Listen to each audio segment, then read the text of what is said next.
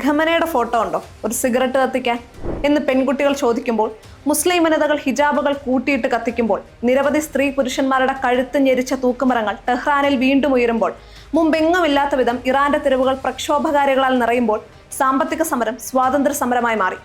സ്വാതന്ത്ര്യത്തിനു മുകളിൽ ഇസ്ലാമിക ഭരണകൂടം ചാർത്തിയ ഹിജാബ് എടുത്തു മാറ്റാൻ ഇറാനിലെ മനുഷ്യർ നിരവധി കാലങ്ങളായി പാടുപെടുകയാണ്. അതിനിടയിലേക്കാണ് മോർട്ടീഷ്യ ആഡംസ് എന്ന പേര് വരുന്നത്.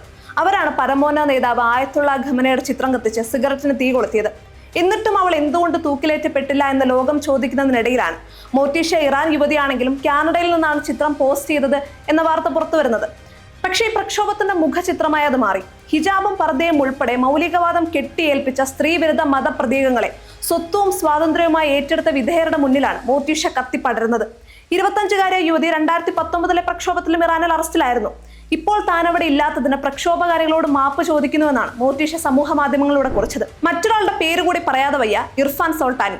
പ്രക്ഷോഭത്തിൽ പങ്കെടുത്തതിന് അറസ്റ്റിലായ ഇർഫാനെ തൂക്കിലേറ്റുമെന്ന് ഇറാനും, അങ്ങനെ സംഭവിച്ചാൽ അതിന്റെ ഫലം അനുഭവിക്കേണ്ടി വരുമെന്ന് അമേരിക്കയും പറഞ്ഞു. എന്തായാലും ഇർഫാനുമായുള്ള കുടുംബാംഗങ്ങളുടെ ഒടുവിലത്തെ 10 മിനിറ്റ് കൂടിക്കാഴ്ചയും കഴിഞ്ഞു.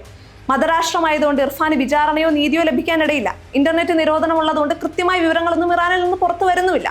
അമേരിക്ക ആസ്ഥാനമായി പ്രവർത്തിക്കുന്ന മനുഷ്യാവകാശ പ്രവർത്തക വാർത്താ ഏജൻസിയുടെ കണക്കുകൾ അനുസരിച്ച് 2571 ആളുകളാണ് ഇപ്പോൾ അവിടെ കൊല്ലപ്പെട്ടിരിക്കുന്നത്.